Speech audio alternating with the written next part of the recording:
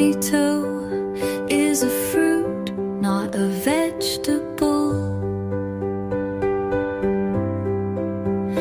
It's red and round and juicy.